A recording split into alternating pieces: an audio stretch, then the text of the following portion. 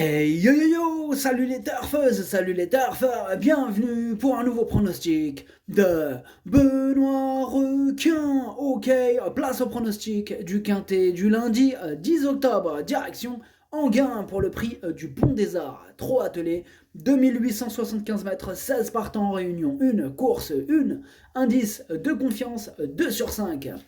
Petit retour sur le quintet du dimanche 9 octobre. Dans mon pronostic, je vous ai donné le tiercé, le quartet et le quintet, ainsi que le gagnant de la course à presque 7 contre 1. Et une belle base, hein, les 3 premiers chevaux de mon prono sont dans le quintet. Je rappelle que pour remercier ceux qui suivent ma vidéo entièrement, vous accédez au 8e numéro. Et le 8e de mon pronostic dimanche, c'était le 18. Pour les VIP, ce dimanche, on a du ticket tiercé dans l'ordre qui est passé. Ça fait plaisir. N'hésitez pas à mettre un pouce bleu si la vidéo vous a plu et vous aider ainsi grandement la chaîne. Ok, c'est parti, on commence le pronostic et on commence avec le numéro 1, Figaro Gemma. Et on écoute l'entraîneur Mathieu Varin. Figaro Gemma était un peu défraîchi après son bel été, a manqué un peu de réussite. Je lui ai redonné du temps depuis sa dernière sortie. À l'entraînement, il montre davantage de mordant et d'envie. Il lui faut une course à l'économie pour pleinement s'exprimer. Évoluer à Enghien va parfaitement lui convenir. Il devrait participer à l'arrivée. Alors, moi, ce numéro 1, je l'ai gardé, mais plutôt en bout de combinaison. Adlas, Darcho, Leini Darcho, Filahar. On passe au numéro 2, Eloric de Karel, et on écoute Pierre-Yves Verva. Eloric de Karel a été victime de problèmes de santé, puis on a pris notre temps. Il vient d'effectuer 2 courses de rentrée. La dernière fois, à Châlons-en-Champagne, il a remontré le bout de son nez. Toutefois, il va encore être à court de compétition et cette sortie va lui faire du bien pour la suite.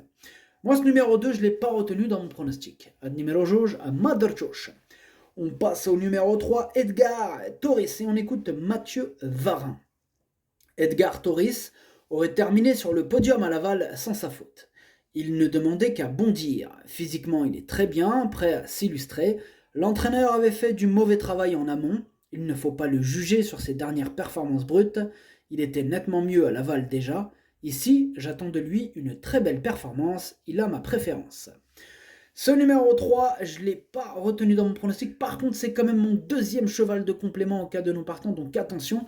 Et je voulais rajouter de faire attention à ce quintet dans le sens où il y a beaucoup de spécialistes de la disqualification. Ouais, donc là, c'est un quintet un peu piège, hein. Ça peut un peu partir dans tous les sens. D'où d'ailleurs hein, mon indice de confiance assez bas, hein, de 2 sur 5 seulement. Donc attention, quintet piège en vue. Donc ce numéro 3, mon deuxième cheval de complément en cas de non partant.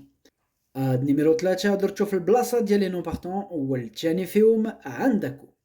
On passe au numéro 4, Esprit Choupitos, et on écoute Brian Coppens.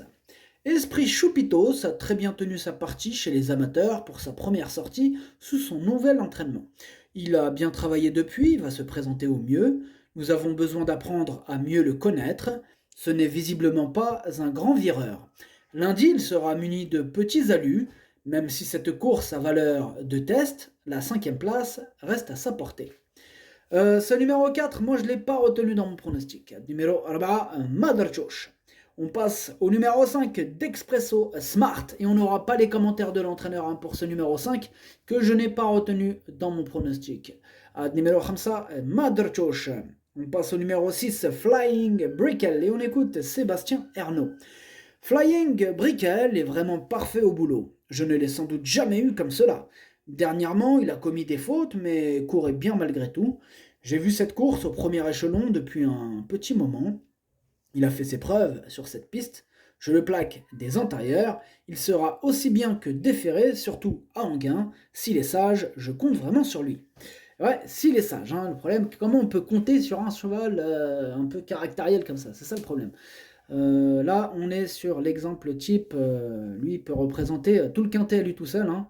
Voilà, on regarde sa musique, ça nous donne un peu l'ambiance de ce quintet. C'est un spécialiste de la disqualification, donc tout ou rien avec ce numéro 6. Moi j'ai choisi de ne pas le retenir. Bon, c'est quand même mon cheval de complément en cas de non partant. Ad numéro 6 درت شوف البلاصه ديال non partant هو الاول فيهم عندكو. On passe au numéro 7, Dream Together, et on écoute Pierre Soré. Dream Together n'a pas été trop chanceux dans le parcours en dernier lieu, puis est venu en tête de bonne heure et n'a rien lâché. C'était bien. Il n'est pas toujours régulier, mais il est peut-être mieux l'hiver et arrive donc dans sa période de forme. Il n'y a que des chevaux d'âge, pas d'Européens, et le lot n'est pas extraordinaire. S'il a un bon parcours, il peut pourquoi pas être cinquième. Ce numéro 7, moi je ne l'ai pas retenu dans mon pronostic, par contre il est à l'arrière de ma petite liste des possibles casseurs de tickets repérés, donc méfiance. Numéro 7, Madarchouch Lini, Andakou Yaqtar et Gharras Tchikiyet. On passe au numéro 8, Faucon de l'Alba, et on écoute Julien Raffestin. Faucon de l'Alba réalise une bonne année dans l'ensemble. Il est parfois souffreteux, comme lors de son avant-dernière sortie à Strasbourg où il s'était montré fautif. Il reste sur une deuxième place encourageante et découvre dans la foulée un engagement sur mesure à proximité de l'écurie. S'il est dans un bon jour, il devrait terminer dans le quintet. Ah, c'est compliqué ce quintet puisqu'ils sont vraiment tous un peu caractériels. Comme vous le voyez là, on enchaîne les chevaux et on les enchaîne tous avec le même souci d'irrégularité. Ce numéro 8, je l'ai gardé en bout de combinaison. Numéro 8, Dercho Sabah. On passe au numéro 9, Fanatic Flash, et on écoute Jean-Philippe Raffejo. Fanatic Flash s'est bien défendu cet été et a fait preuve d'une belle régularité. Lors de sa dernière course à Cabourg, il s'est retrouvé trop loin alors qu'il devait rendre 25 mètres. Depuis, il a repris de la fraîcheur en attendant cet engagement en or. Je l'ai amené travailler à Grosbois afin de préparer au mieux cet objectif. Je compte sur lui pour prendre une part active à l'arrivée. Ce numéro 9, je l'ai gardé très haut, en deuxième position. Numéro 7, Dercho Tiani. On passe au numéro 10. Le numéro 10, c'est Élan du Mouchel. Et on n'aura pas les commentaires de l'entraîneur pour ce numéro 10, que j'ai retenu très haut, lui aussi. Je l'ai mis en troisième position. Numéro 10, Dercho Chalet. On passe au numéro 11, Des Sabots d'Or. Et on écoute Arnaud Gilles Maillard. Des Sabots d'Or s'attaquaient à forte partie dernièrement à Vincennes, où il devait rendre 25 mètres à des plus jeunes. Il a réalisé une très bonne saison sur des pistes en herbe. Cette course va surtout me permettre de voir s'il n'est pas un peu fatigué en cette fin de saison. Il n'a plus de marge de manœuvre, j'ai besoin qu'il me rassure, je me déplace pour Jamaïca Doise. Ce numéro 11, c'est le chef de ma petite liste des possibles casseurs de tickets repérés. Je me dis que s'il n'est pas vraiment fatigué, si en fait c'était juste un jour sans, il va créer une grosse surprise, ça c'est clair. Il peut faire mal, il a la classe pour jouer les bons rôles de ce quintet. Maintenant, c'est vrai qu'on voit, quand on regarde sa musique, qu'il y a une sorte de dégénérescence un peu de ses performances, c'est de pire en pire. Donc peut-être qu'effectivement il est fatigué, mais peut-être qu'en fait il n'a pas dit son dernier mot, ça on va le savoir lundi. En tout cas moi je ne l'ai pas retenu, du coup dans ma petite liste, chef de ma petite liste des possibles casseurs de tickets repères. Numéro 11, Madarchouchoulini Andakou Yaktar et Gharras Tchikiyet. On passe au numéro 12, Dick de Malboro, et on écoute Cédric Terry. Dick des Malboro a connu des problèmes de santé au cours de sa carrière, il faut composer avec. Dernièrement, il attaquait Fepson qui aurait une première chance ici, quand il a pris le galop à Laval. Il a bien récupéré de ses efforts, il faut rendre la distance, mais s'il se montre sage, il est fort capable de disputer les premières places. Et encore un qui adore les disqualifications, qui n'est pas régulier, et le problème, ça va être encore tout ou rien avec ce numéro 12. Moi, il m'a tellement pris la tête, je ne l'ai pas retenu. Voilà. Donc, sur ma liste des possibles casseurs de tickets repérés, il est dessus, mais il n'est pas dans mon pronom. Numéro 12, on passe au numéro 13, Dollar du Plein, et on écoute Ludovic Ledruin. Dollar du Plein aurait lutté pour le podium sans sa faute à l'entrée de la ligne droite à Laval. Son partenaire l'a désenrainé et au sprint, il a piqué du nez. De condition, il est très bien. Le profil plat d'Anguin va le servir. Il faut rendre la distance, mais avec un déroulement favorable, il peut disputer l'arrivée. Ce numéro 13, je l'ai retenu en 5e position. On passe au numéro 14, Foxtrot Noblesse, et on écoute André Le Courtois. Foxtrot Noblesse s'est retrouvé trop loin dès le début en dernier lieu, c'en était fini de ses chances. Cependant, il s'est bien comporté dans ces conditions, il est resté bien et évolue dans sa catégorie. Si tout se passe bien avec cet attentiste, on peut compter sur lui. Lui aussi, pas super régulier, enfin bref. Moi je l'ai gardé en 4e position. Numéro 4, Dercho Rabat. On passe au numéro 15, Eizi Maza, et on écoute Romain Dorieux. Eizi Maza n'était pas très bien placé au début dernièrement dans une course rythmée et n'a pu revenir.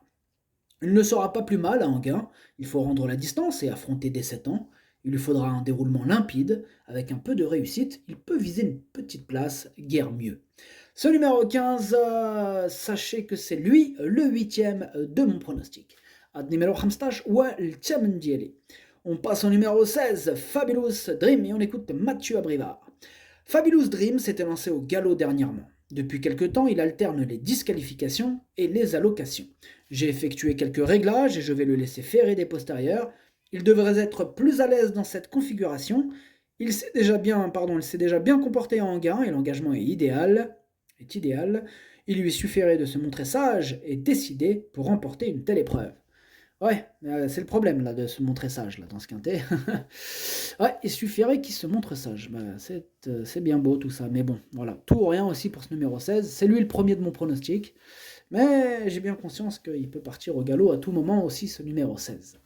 Ad numéro 16 والأول ديالي. Le pronostic ça donne 16, 9, 10, 14, 13, As, 8. Merci d'avoir suivi cette vidéo. N'hésitez pas à mettre un pouce bleu si la vidéo vous a plu. En plus, ça aide beaucoup la chaîne. Pour accéder à tous mes tickets pour la course du Quintet, rendez-vous directement en description de la vidéo. À jouer avec modération. Bonne chance. Chopez-le moi. Ciao.